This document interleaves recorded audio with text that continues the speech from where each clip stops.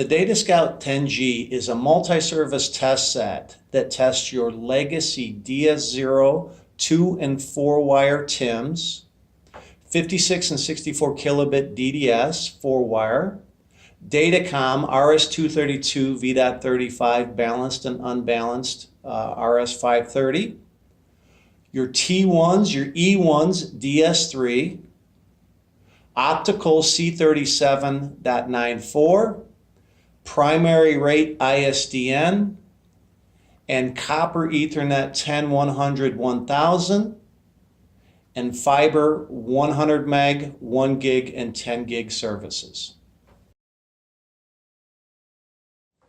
This video, I'll walk you through our easy-to-use T1 user interface.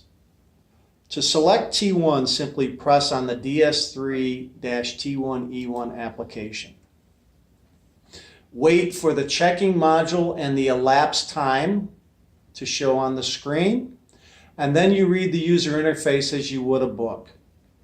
In this example, we're looking at the T1A side.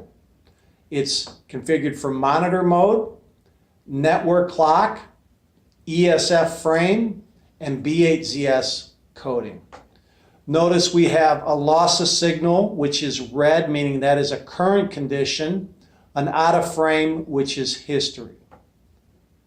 To change from a monitor mode to a term mode, simply press the monitor, and your choices are term, bridged mode, CSU or NIU emulation, where the test set will emulate a smart jack, signaling bits, where it'll look at all 4 channels, A, B, C, and D signaling, PCM voice, where you can now talk over a DSO data, where you can send data into a specific DSO, fractional T, drop and insert, or term, change the transmit level from -7.5 to 22.5. In this example, I will select term mode.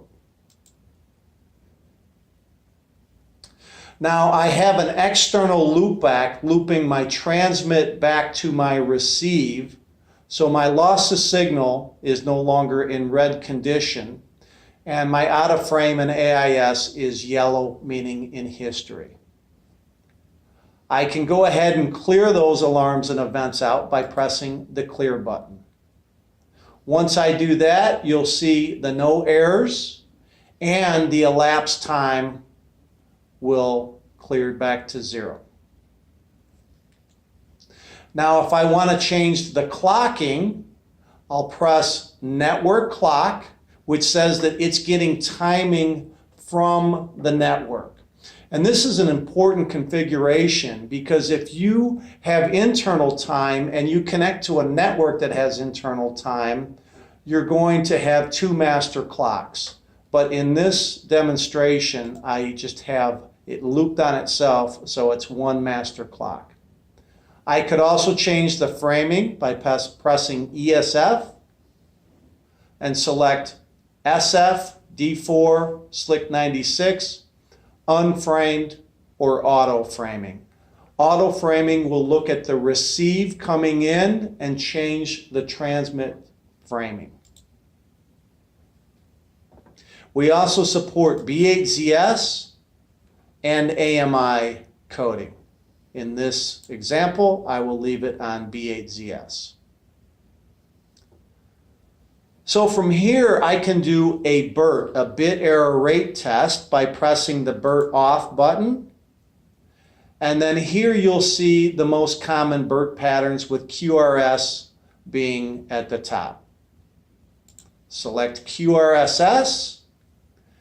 We start a QRSS. Green says that the pattern is in sync, and to the right is 0 bit errors. So we are not taking a bit error. To inject an error to verify that you are in loopback, press the set errors in the upper left, select logic, hit OK. Now this does not inject an error until I press the inject button. So I'll press the inject, and we're going to see that the QRS went from green to yellow, which is history, and the count went from 0 to 1. I can inject multiple errors, and I'll see the count change from 1 to 3. Notice we display any alarms or events, and I can clear out those errors by pressing the clear. Because we're running a QRSS, transmit is B8ZS, we are seeing a B8ZS detected word.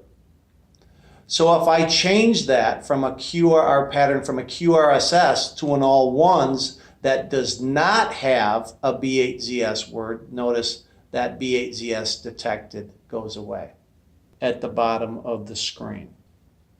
You can press on NIU5, which is your smart jack, and here are all the loopbacks within a T1. Right now NIU5 is selected.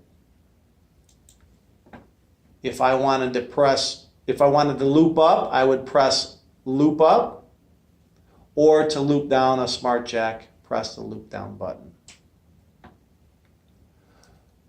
The frequency that it's received is displayed in hertz along with the amplitude, both in dB/dSx and peak to peak.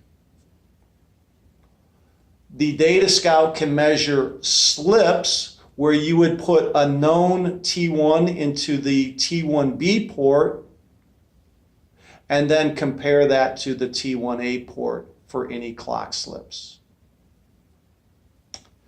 Round trip delay, RTD, at the bottom is measured anytime you inject an error. So when I inject an error, we will see a round trip delay measurement update.